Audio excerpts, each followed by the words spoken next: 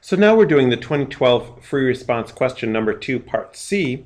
And part C asks us to draw a horizontal line, y equals k, that divides this region R into two equal areas of equal area. This is a favorite theme of the AP test. They love to ask you to divide a shape up and maybe find equal volumes or equal areas. So there's sort of a pattern to that. So we want to look at the fact that we're doing a horizontal line y equals k, and that divides R into two regions of equal area. So some things that we can guess about where this line y equals k is since this shape is sort of fatter on the bottom and narrower at the top, that line y equals k must be a little bit closer to the bottom than to the top. So here's a line y equals k. And that divides this shape into two regions, which we'll call area 1 and area 2. Now we want to say that those areas are equal. It makes equal areas. So what is going to control the equation that we write is that area 1 is equal to area 2.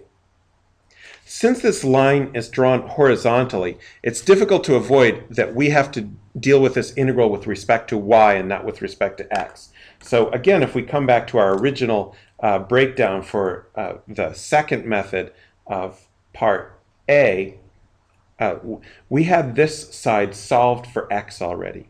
So we need to solve that side for x. We have y equals 5 minus x, so x equals 5 minus y. This side was ln of x, so if we solve that for x, it's x equals e to the y.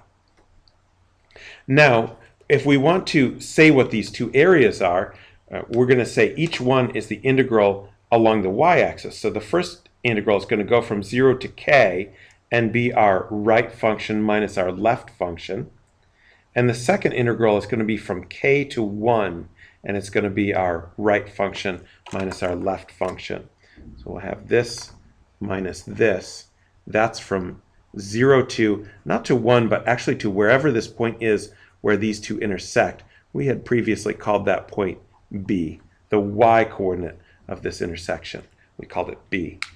And then this part down here, we're going to do the right minus the left from 0 to k. So those integrals for area 1, we can say that's the integral from 0 to k. Remembering our limits are coming from the y-coordinates now because we're working with respect to y. And then we're going to do right function minus left function. So that's 5 minus y is our function on the right, minus e to the y, which is our function on the left. So that's our area 1. Now that is going to be equal to our integral from k to whatever that point b is. And just to avoid rewriting it, I'm not going to write what that point is, and we'll come back and get it in a little bit. But the area inside is still the right curve minus the left curve. So I'm still going to go 5 minus y for my right curve minus e to the y for my left curve.